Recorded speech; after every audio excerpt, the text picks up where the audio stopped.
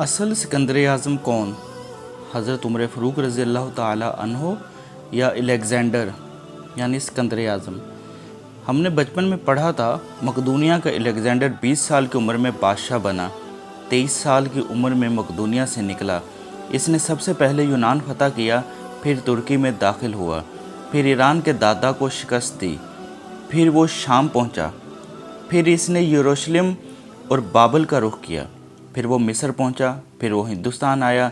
हिंदुस्तान में इसने पोरस से जंग लड़ी, अपने अजीज़ अजान घोड़े की याद में फालिया शहर आबाद किया, मकरान से होता हुआ वापसी का सफ़र शुरू किया। रास्ते में टाइफाइड में मुब्तला हुआ और 323 कबल मसीह में 33 साल की उम्र में बख्त नसर के महल में इंतकाल कर गया। दुनिया को आज तक बताया गया वो इंसानी तारीख़ का अजीम जर्नैल, फातेह और बादशाह था, और तारीख़ ने इसके कारनामों की वजह से इसे अलेक्जेंडर द ग्रेट का नाम दिया, और हमने इसे सिकंदर आज़म यानी बादशाहों का बादशाह बना दिया। लेकिन आज 21वीं सदी में पूरी दुनिया के मुअर्रिखीन के सामने ये सवाल रखता हूँ, क्या हज़रत उमर फ़ारूक रज़ियल्लाहु ताला अन्हु के होते हुए अलेक्जेंडर को सिकंदर आज़म कहलाने का हक़ हासिल है? मैं दुनिया भर के मुअर्रिखीन को सिकंदर आज़म और हज़रत उमर फ़ारूक रज़ियल्लाहु ताला अन्हु के फतूहात और कारनामों के मवाज़ने की दावत देता हूँ। आप भी सोचिए। अलेक्जेंडर बादशाह का बेटा था। इसे दुनिया के बेहतरीन लोगों ने घुड़सवारी सिखाई। इसे अरस्तु जैसे उस्तादों की सोहबत मिली थी, और जब वो 20 साल का हो गया तो इसे तख्त और ताज पेश कर दिया गया, जबकि इसके मुकाबले में हज़रत उमर फ़ारूक रज़ियल्लाहु ताला अन्हु के 7 पुश्तों में कोई बादशाह नहीं गुजरा था। आप भेड़ बकरियां और ऊँट चराते चराते बड़े हुए थे, और आपने तलवारबाजी और तीरंदाजी भी किसी एकेडमी से नहीं सीखी थी।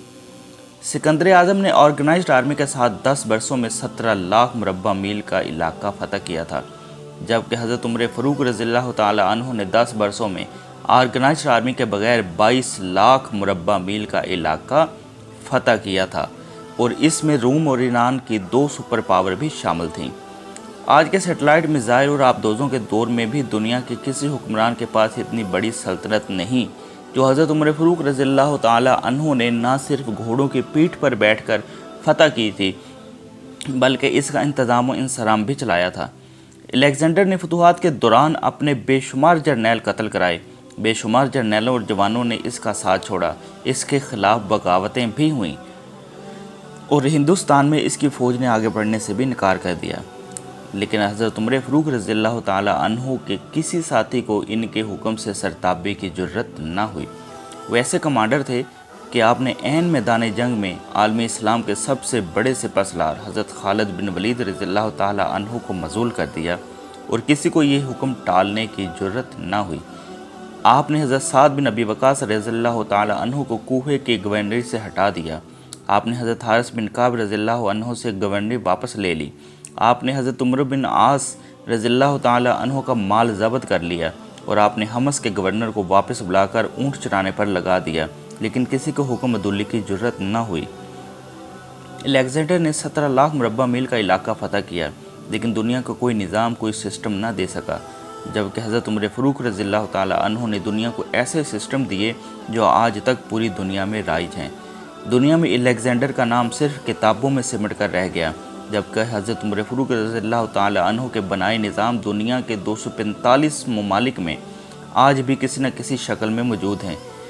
आज भी जब किसी डाकखाने से कोई ख़त निकलता है, पुलिस का कोई सिपाही वर्दी पहनता है, कोई फ़ौजी जवान 4 माह बाद छुट्टी पर जाता है, या फिर हुकूमत किसी बच्चे, मज़दूर, बेवा या बेआसरा शख्स को वजीफ़ा देती है, तो वो मुआशरा, वो सोसाइटी बेख्तियार हज़रत उमर फ़ारूक रज़ियल्लाहु ताला अन्हु को अजीम तस्लीम करती है।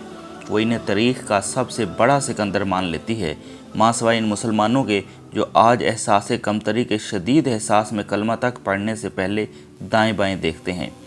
लाहौर के मुसलमानों ने एक बार अंग्रेज़ सरकार को धमकी दी थी, अगर हम घरों से निकल पड़े तो तुम्हें चंगेज़ खान याद आ जाएगा। इस पर जवाहरलाल नेहरू ने मुस्करा कर कहा था, अफसोस आज चंगेज़ खान की धमकी देने वाला मुसलमान ये भूल गया इनकी तारीख़ में एक हज़रत उमर फ़ारूक रज़ियल्लाहु ताला अन्हु भी थे, जिनके बारे में मुस्तशरिकीन एतराफ़ करते हैं कि इस्लाम में अगर एक उम्र और होता तो आज दुनिया में सिर्फ इस्लाम ही इस्लाम होता।